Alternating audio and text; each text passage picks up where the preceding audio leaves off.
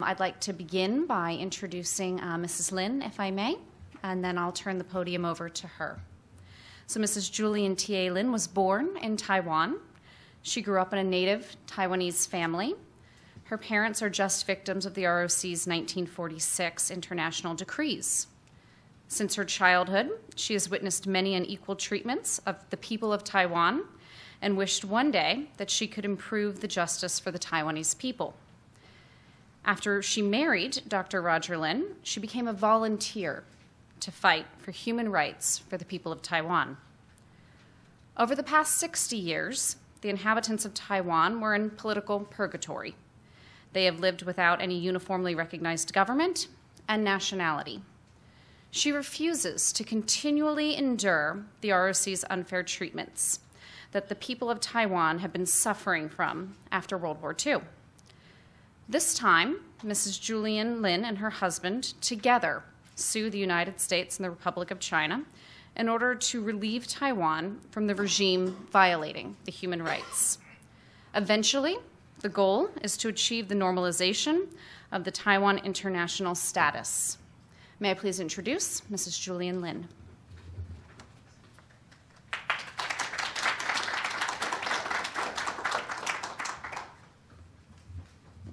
Good morning, ladies and gentlemen. My name is Julian Lin.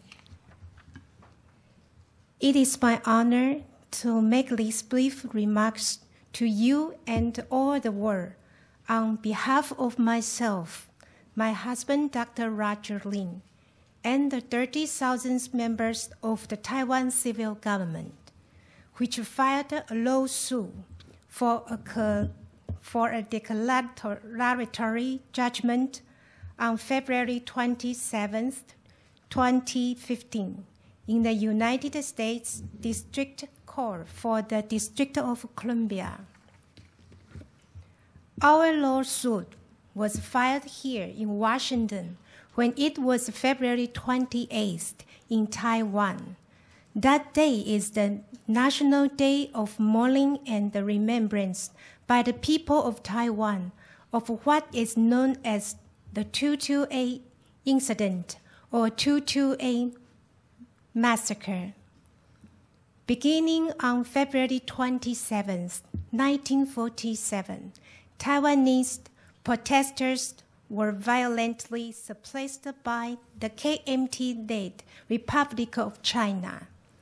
When the killing began on February 28th, many thousands of civilians lay dead. This is how the KMT's White Terror period in Taiwan began, a period in which thousands more disappeared. The 228 massacre is one of the most important and personal events in our modern Taiwanese history.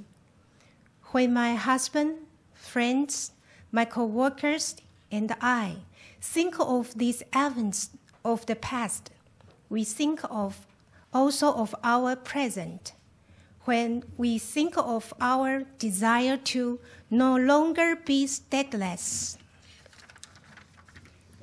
In 1946, the ROC nationality decrees imposed upon the people of Taiwan, without the consent of the people of Taiwan, a nationality of the Republic of China. This is a nationality that he never offered the people of Taiwan an internationally accepted nationality. We seek a declaration that the nationality decrees of 1946 violated international law, illegally depriving the plaintiffs of a recognized nationality. We seek a declaration that the nationality decrees of 1946 were delivered and enforced without the authority of the United States. We seek a declaration that the nationality decrees of 1946, stripping the people of Taiwan of their Japanese nationality and imposing a nationality of ROC, are invalid. Our fight is the district court here in Washington, D.C. It's about decrees that were enacted decades ago that violated international law and have affected our lives every day ever since.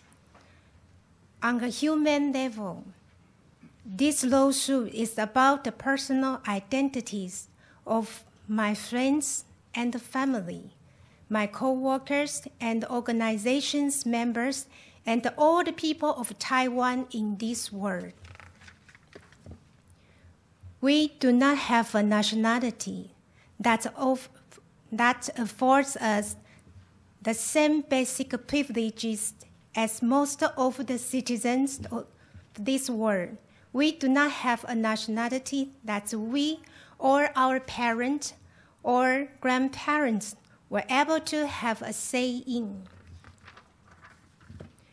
Imagine that, going to bed with one nationality and waking up with a new one, being told, no, you cannot keep your home and the identity you once had, being told, no, this new identity that you never asked for, never agreed to is not settled, cannot be settled anytime soon, being told, nearly everyone else in this world may have a nationality that allows him or her the opportunity to travel freely and then to come home and to belong.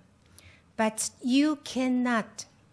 There is the basic sense of not belonging completely anywhere, and we have lived with this now for generations.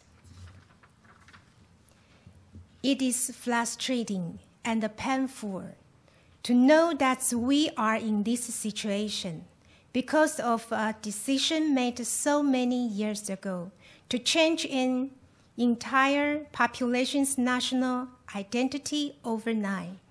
It is frustrating and painful to know that we have international rights that are supposed to protect us and our families, and that the decision to take away an entire population's nationality has been allowed to stand, to hold us for so many years.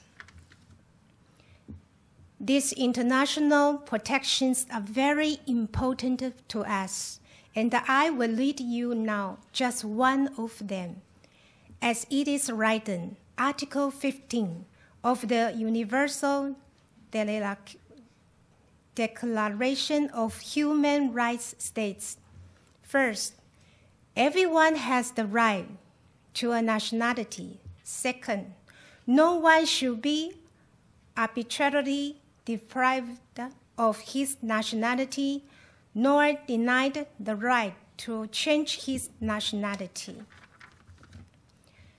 I am proud to stand here today and represent our fight to invalidate these nationality decrees.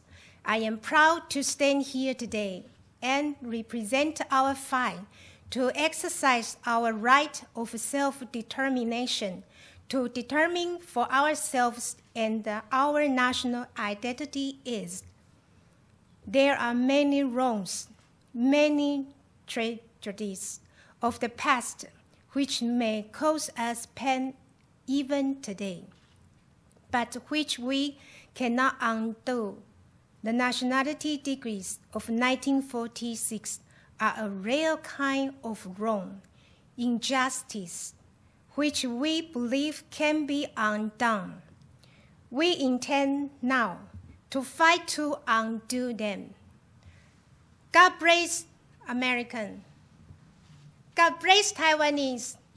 Thanks for all your coming, and please support human rights for us.